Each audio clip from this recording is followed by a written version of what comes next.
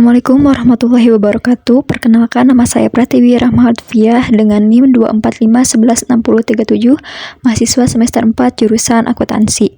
Video ini ditunjukkan untuk memenuhi tugas ujian akhir semester mata kuliah akuntansi keuangan 2 dengan dosen pengampu Ibu Erni Sudarwati, SIMSI. Baik, langsung saja kita mulai ke soal yang pertama. Baik, ini soal pertama mengenai investasi saham PTMC Trading Securities. Tugasnya yaitu untuk membuat jurnal sama 2024 dan 2025 serta menyajikan laporan keuangan pada akhir tahun 2024 dan 2025. Dari soal tadi saya kumpulkan data pentingnya untuk menjurnal. Pada 1 Oktober 2024 beli 100.000 lembar saham PTMC dengan harga per lembar sahamnya Rp1.000, maka 100.000 lembar dikali Rp1.000 hasilnya menjadi 100 juta rupiah, ditambah biaya transaksi sebesar 5 juta. Kepemilikan hak suara hanya 10% dan tidak ada pengaruh signifikan. Berarti ini bukan investasi asosiasi atau metode ekuitas, tetapi investasi biasa yang harus dinilai berdasarkan tujuan kepemilikannya. Karena soal menyebutkan kata trading, saham ini diklasifikasikan sebagai aset keuangan yang diukur pada nilai wajar melalui laba rugi atau trading security sesuai PSAK 71. Lalu pada 31 Desember 2024 dan 2025 harga pasar Rp1.300 dan Rp1.000 ini dipakai untuk penyesuaian nilai wajar akhir tahun. Dan tanggal 1 Oktober 2025 menjual 50 lembar saham dengan harga per lembarnya Rp1.200 dan biaya transaksinya Rp1 juta. Dividen 2024 100 juta rupiah tidak disebutkan diterima PTMU, dilihat di soal hanya dividen 2025 yang dihitung, dan 2025 sebesar 200 juta dibagikan di Mei. Lalu kita masuk ke penjurnalan di 2024. Tanggal 1 Oktober 2024 kita catat pembelian saham dan biaya transaksinya secara terpisah. Yaitu di akun investasi saham di debit 100 juta rupiah dari 100 lembar saham dikali harga per sahamnya Rp1.000. Lalu beban transaksi sebesar 5 juta di debit dan kasnya di kredit sebesar 105 juta rupiah. Untuk penyesuaian di akhir tahun, kita bandingkan nilai wajar dengan nilai perolehan. Nilai wajar 100.000 lembar dikali Rp1.300, maka hasilnya 130 juta, dikurangi nilai perolehan 100 juta rupiah. Hasilnya, keuntungan yang belum direalisasi sebesar 30 juta. Ini kita catat sebagai penyesuaian nilai wajar per 31 Desember 2024. Akunnya aset keuangan trading di debit sebesar 30 juta dan keuntungan yang belum direalisasi di kredit sebesar 30 juta. Selanjutnya, jurnal di 2025. Di tahun 2025 ini ada 3 peristiwa. Yang pertama, penerimaan dividen, penjualan sebagian saham, dan penyesuaian nilai wajar akhir tahun untuk sisa saham. Yang pertama, penerimaan dividen pada Mei 2025. Dividen yang diterima dihitung dari persentase kepemilikan PTMU 10% dikali total dividen tunai yang dibagikan PTMC, yaitu 10% dikali 200 juta rupiah, maka hasilnya 20 juta. Untuk di jurnalnya, yaitu tanggal Mei 2025, akun kas di debit sebesar 20 juta dan pendapatan dividen di kredit sebesar 20 juta. Kedua, penjualan 50.000 lembar pada 1 Oktober 2025. Harga jual bersih dikurangi biaya transaksi dibandingkan dengan nilai perolehan bukan nilai wajar dari 50.000 lembar yang dijual karena akun investasi saham tetap dicatat sebagai harga perolehan, sedangkan penyesuaian nilai wajar dicatat terpisah di akun aset keuangan trading. Perhitungannya, harga jual 50.000 lembar dikali harga per lembarnya itu Rp1.200, maka hasilnya 60 juta rupiah, dikurangi biaya transaksi sebesar 1 juta, maka harga jual bersihnya yaitu 59 juta rupiah. Lalu dikurangi nilai investasi dari harga perolehan 50.000 lembar yaitu 50 juta, maka keuntungan penjualannya sebesar 9 juta. Lalu di jurnalnya yaitu di akun kas di debit sebesar 59 juta. Lalu investasi saham di kredit sebesar 50 juta dan keuntungan penjualan di kredit sebesar 9 juta rupiah. 3. Penyesuaian nilai wajar 31 Desember 2025. Nilai wajar sisa saham 50.000 dikali Rp1.000 sama dengan 50 juta rupiah, sama dengan nilai perolehannya. Artinya tidak ada lagi selisih nilai wajar yang perlu diakui. Karena itu saldo keuntungan belum direalisasi dari tahun sebelumnya yaitu sebesar 30 juta rupiah. Di jurnalnya, keuntungan yang belum direalisasi di debit sebesar 30 juta dan penyesuaian perubahan nilai wajar di kredit sebesar 30 juta. Selanjutnya, penyajian di laporan keuangan. Sekarang kita rangkum bagaimana semua jurnal tadi muncul di laporan keuangan. Per 31 Desember 2024, investasi saham disajikan di aset lancar sebesar nilai wajarnya yaitu 130 juta rupiah. Di laporan laba rugi komprehensif ada keuntungan belum direalisasi sebesar 30 juta rupiah yang menambah laba bersih. Pada 31 Desember 2025, investasi saham tersisa sebesar 50 juta, nilai wajar sisanya 50.000 lembar. Di laporan laba rugi, pendapatan dividen sebesar 20 juta rupiah, keuntungan penjualan saham 9 juta dikurangi pembalikan keuntungan belum direalisasi sebesar 30 juta. Dan biaya transaksi penjualan 1 juta yang disajikan sebagai pendapatan atau beban lain-lain, sehingga semuanya masuk ke laba bersih. Lalu soal kedua mengenai macam-macam pendapatan dan contoh jurnalnya. Pendapatan usaha atau revenue dari kegiatan inti perusahaan. Yang pertama ada pendapatan penjualan atau perusahaan dagang manufaktur, contohnya jual barang tunai, debitnya kas dan kreditnya penjualan. Kedua ada pendapatan jasa atau perusahaan jasa, contohnya jasa selesai tapi dibayar di bulan depan, debitnya piutang usaha dan kreditnya pendapatan jasa. Ketiga pendapatan royalti, contohnya menerima royalti atas paten, debitnya kas dan kreditnya pendapatan royalti. Selanjutnya pendapatan lain-lain atau other income. Ini pendapatan dari aktivitas di usaha utama. Yang pertama ada pendapatan bunga atau interest income.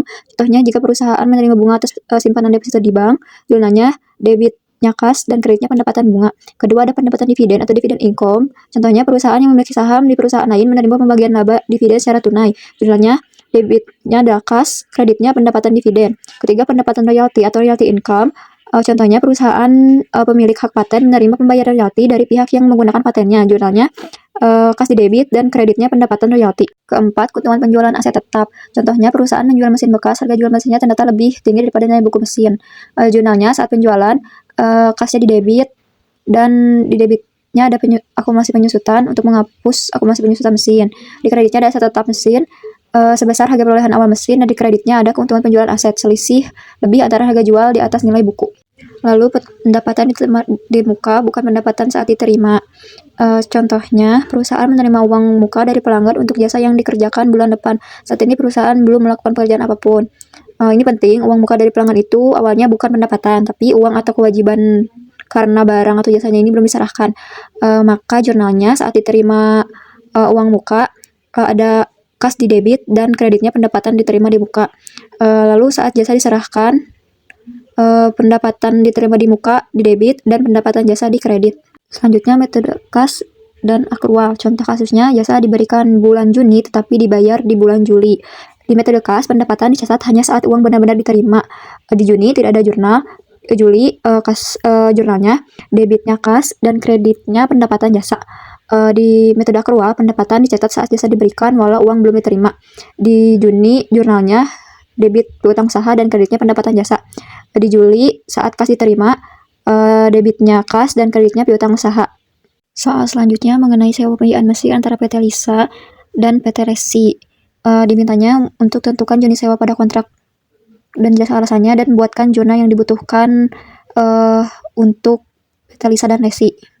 Dari soal tadi saya buatkan data kunci kontraknya, yaitu nilai wajar mesin pada awal sewanya sebesar 300 juta rupiah, nilai residunya sebesar 112 juta rupiah dijamin oleh PT Lisa, umur ekonomis mesin selama 8 tahun, masa sewanya 5 tahun dengan rasio 5/8 sama dengan 62,5%, suku bunga implisit ditetapkan PT Resi sebesar 10%, suku bunga inkremental PT Lisa 12%, pembayaran sewa tahunan di muka awal periode sebesar 55.267.205 rupiah,81. PT Lesi adalah produsen mesin dengan biaya perolehan 250 juta, berbeda dengan nilai wajar yaitu 300 juta. Lalu selanjutnya menentukan jenis sewa. Untuk menentukan jenis sewa, kita uji apakah nilai kini pembayaran sewa minimum mendekati atau sama dengan seluruh nilai wajar aset. Kita pakai suku bunga implisit sebesar 10% karena suku bunga ini diketahui atau ditetapkan oleh lessor. Maka perhitungannya itu persen value pembayaran sewa, anuitas di muka 5 kali pembayaran dengan interest sebesar 10%, maka 55.267.205,81 rupiah dikali bunganya yaitu 4,1 sekian, maka hasilnya 230.448.003. Lalu persen value nilai residu terjamin yaitu 112 juta dibagi dengan 1,10 atau 10% pangkat 5, maka hasilnya 69.551.997. Maka total present value-nya yaitu sebesar 300 juta. Karena total present value-nya sebesar 300 juta rupiah, yang ini itu sama dengan nilai wajar asetnya sama 100%, maka present value pembayaran sewa minimum mendekati atau menyamai seluruh nilai wajar aset jauh di atas ambang 90%. Sewa ini wajib diklasifikasikan sebagai sewa pembiayaan atau finance lease, walaupun masa sewa 5 dari 8 tahun atau 62,5% belum mencapai 75% dan tidak ada opsi beli murah atau transfer kepemilikan. Kriteria nilai kiri saja sudah cukup membuat jadi finance lease. Khusus dari sisi PT Lesi, karena dia produsen mesin itu sendiri dan nilai wajarnya 300 juta rupiah berbeda dari harga pokoknya yaitu 250 juta. Sewa ini diklasifikasikan lebih spesifik sebagai sales type lease, di mana PT Lesi ini mengakui laba penjualan sebesar selisihnya yaitu 50 juta langsung dari masa sewa, persis seperti dia menjual mesin secara kredit. Berikut adalah tabel amortisasinya. Pola pembayaran di muka membuat pembayaran pertama tanggal 2 Januari 2025 langsung mengurangi pokok tanpa bunga berjalan, karena belum ada waktu yang lewat. Bunga ini baru dihitung dari saldo yang tersisa setelah pembayaran pertama. Selanjutnya, penjurnalan untuk PT Lisa dan Lesi. Yang pertama, jurnal PT Lisa untuk pengakuan awal aset pada tanggal 2 Januari 2025 dengan akun aset sewa di debit sebesar 300 juta dan liabilitas sewa di kredit sebesar 300 juta. Lalu masih di tanggal yang sama untuk pembayaran sewa ke-1 dengan akun liabilitas sewa di debit sebesar 55 juta 267 205,81 dan di kasnya di kredit sebesar 55 juta 261 sekian. Lalu di tanggal 31 Desember 2025 untuk penyusutan aset sewaan dengan akun beban penyusutan aset sewa sebesar 37.600 di debit dan akumulasi penyusutan aset sewa di kredit sebesar 37.600. Beban penyusutan dihitung dari biaya perolehan dikurangi nilai residu terjamin bagi masa sewa yaitu 300 juta dikurangi 112 juta dibagi 5 sama dengan 37.600 per tahun. Dasar yang dipakai adalah masa sewa 5 tahun, bukan umur ekonomis 8 tahun. Karena mesin harus dikembalikan ke PT Lesi di akhir masa sewa, bukan dimiliki PT Lisa selamanya. Masih di tanggal 31 Desember 2025 untuk penyesuaian bunga akrual dengan akun beban bunga di debit sebesar 24.473 sekian dan di kreditnya ada utang bunga sebesar 24.473 sekian. Lalu untuk masih di tanggal 31 untuk pembayaran sewa kedua dengan akun utang bunga di debit sebesar 24.473 sekian dan liabilitas sewanya yaitu 30 juta 793 sekian di debit dan kasnya di kredit sebesar 55 juta 267 sekian. Untuk jurnal PT Lesi di tanggal 2 Januari 2025 untuk pengakuan penjualan dan piutang sewa yaitu dengan akun piutang sewa sebesar 300 juta di debit, lalu penjualan di kredit sebesar 300 juta, lalu ada harga pokok penjualan di debit sebesar 250 juta dan di kreditnya persediaan.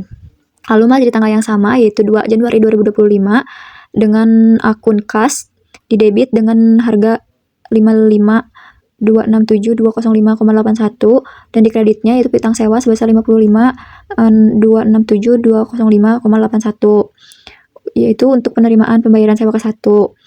Di tanggal 31 Desember 2025 untuk pengakuan pendapatan bunga akrual dengan akun piutang bunga di debit sebesar 24.473 sekian dan di kreditnya itu pendapatan bunga sebesar 24.473 sekian.